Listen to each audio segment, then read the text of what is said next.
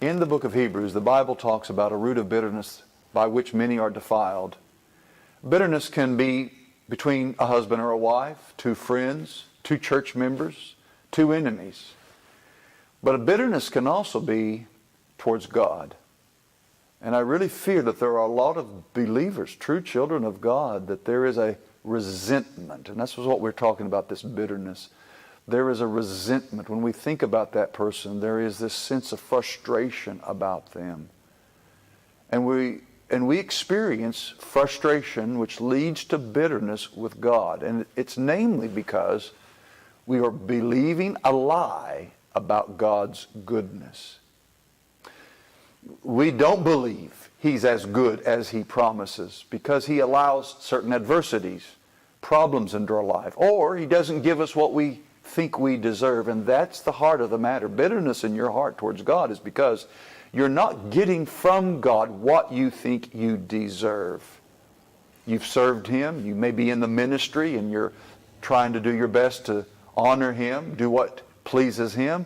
And instead of bringing success or great prosperity of souls being saved, great fruit, you see just the opposite. And you have one problem after another, and your ministry doesn't grow. It seems to shrink. And bitterness can creep in the heart because you believe that God's not dealing with you fairly. And once again, we have to go back to understand that God is a God who's not only good, but that in His goodness, He demonstrates His love for us.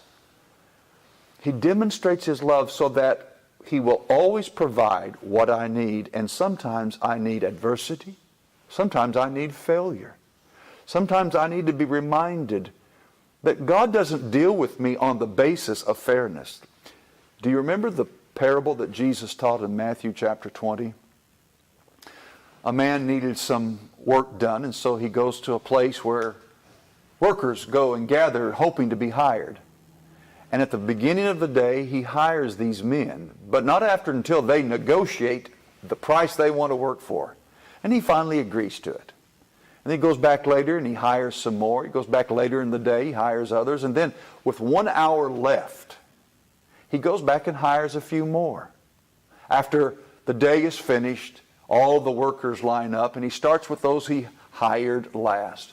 And he gives them the exact same wages that he had given those whom he had negotiated with and who had worked the entire day. Well, they were fuming angry. They were bitter towards the master. And the master says to them, "Why are you angry? Why are you bitter? Why are you upset with me? Because I'm being good to these people and doing with my wages what I want to do?" In other words, what Jesus was trying to say is, we don't operate with God based upon performance.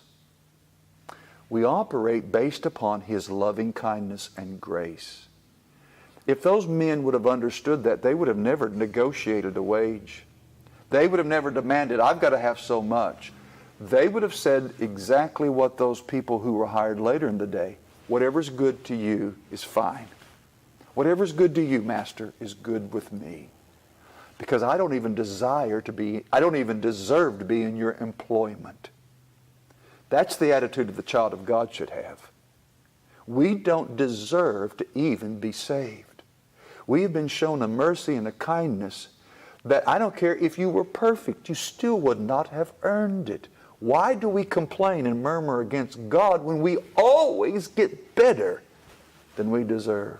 If God stripped me of everything I have, wife, family, wealth, anything, and all I had was Jesus, I would still be getting better than what I deserve. Because the arrangement, the means of which we relate to God is not based upon by performance, but based upon grace, His loving kindness towards us.